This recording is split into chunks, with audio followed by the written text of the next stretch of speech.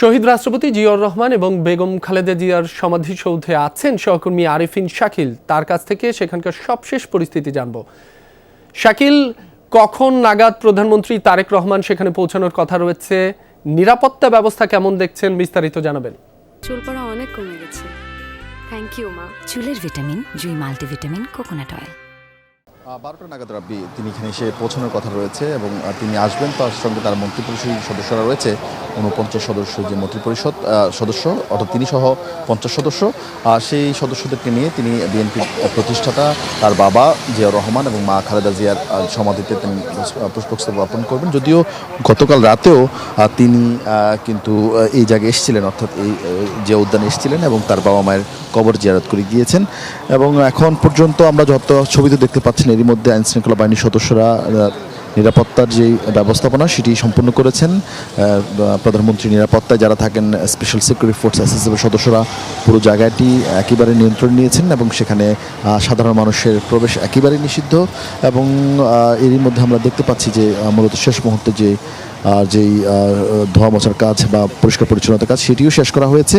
এবং সব মিলিয়ে যদি বলি যে আসলে তিনি খানিক 12টা নাগাদ তিনি আসবেন, এসে তার মন্ত্রিপরিষদের সদস্যদেরকে নিয়ে তিনি পুষ্পস্তবক অর্পণ করবেন এবং যেখানে তার বাবা বিএনপি প্রতিষ্ঠাতা জিয়াউর রহমান, তার মা সাবেক প্রধানমন্ত্রী খালেদা জিয়ার শাহিত রয়েছেন।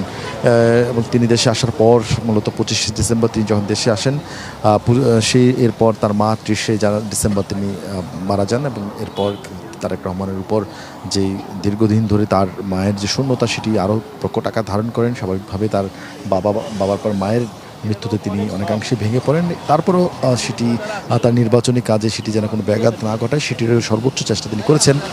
এবং শেষ পর্যন্ত জনতার রায়, জনগণের রায় তিনি বাংলাদেশের প্রধানমন্ত্রী নির্বাচিত হয়েছেন। দেশের 11তম প্রধানমন্ত্রী হিসেবে গতকাল তিনি শপথ নিয়েছেন। সেই শপথ নেওয়ার পর গতকাল রাতে এক দফা তিনি এসেছিলেন মাজারে, এসে তিনি তার বাবা মায়ের কবরের পাশে কিছুক্ষণ দাঁড়িয়েছিলেন।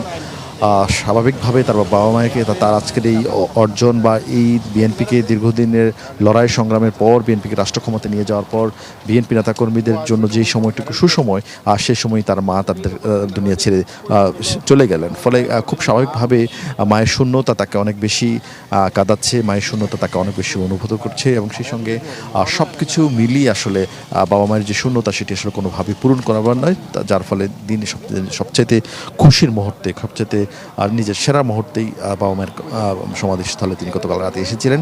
আজও মন্ত্রিপরিষদ সদস্যদেরকে নিয়ে আসছেন যারা তার সহকর্মী হয়েছেন। 300 আসনেই বিএনপি 214টি আসনে জয়লাভ করেছেন, যার মধ্যে 212 জন গতকাল শপথ নিয়েছেন। বাকি 2 জন এখনও আদালতের রায়ের কারণে শপথ নিতে পারেননি।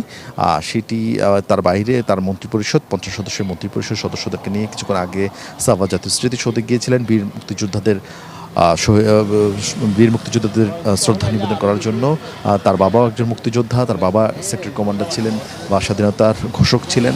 ফলে বীর মুক্তিযোদ্ধাদের জন্য তার যেই শ্রদ্ধা সেটি প্রকাশ পেল তিনি দায়িত্ব পাওয়ার পরপরই, অর্থাৎ গতকাল দায়িত্ব পেয়েছেন, শপথ হয়েছে। আজ সচিবালয় যাওয়ার আগেই জাতীয় স্মৃতিসৌধে গিয়েছেন, শহীদদের স্মৃতির প্রতি শ্রদ্ধা নিবেদন করেছেন এবং সেখান থেকে তিনি তার বাবা মায়ের সমাধিস্থলে আসছেন। এরই মধ্যে আমরা যতদূর জানতে পেরেছি তিনি রওনা হয়েছেন।